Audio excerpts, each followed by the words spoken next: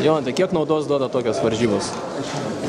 Čia buvo gera treniruotė, bandėm daug naujų dalykų, žiūrėjom, kaip jie veikia varžybose, kažkas gavosi, kas ne, bet manau vis tiek buvo naudinga.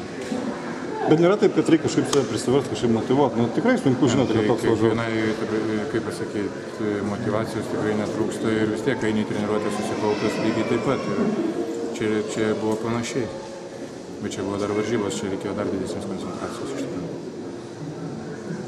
Pelnė 100 tašką, neturėsi komandai picų per dar kažką būna tradicijos? Dar kažkodėl nežinau tokių tradicijų čia, bent jau nebuvo rinkiniai niekada. Bet po to metimo kažką Jonas Valančiūnas pasakė jūsų, ne?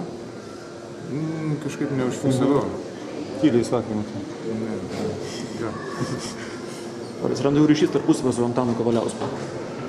Antanas įsijungė į komandą tikrai po tos, kaip čia pasakyti, po 10 dienų pertraukos.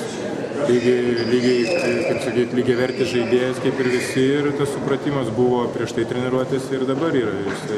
Jam gal truputėlį tą 10 dienų pertrauką gal fizinio biškį trūksta, bet viskas, manau, dar bus gerai.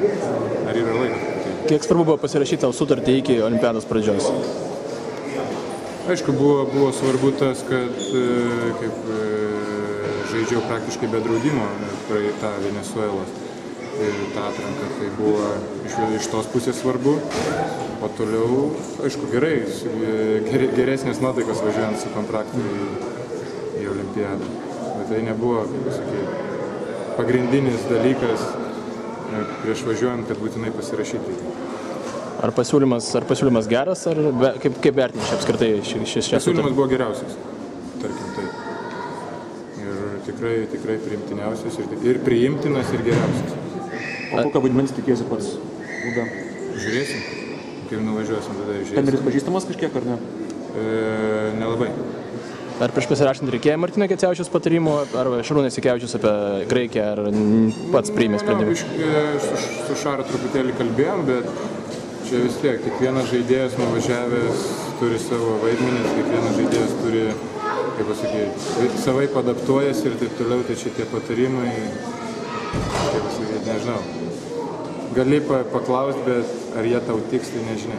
O asmeniškai jums bus naudinga, kad tai bus tarsi iš naujo kuriama komanda, o ne reiks kažkokį kolektyvą susiformavus įsilieti? Aišku, gal bus lengviau negu įsilieti į tą jau senbuvį kolektyvą, bet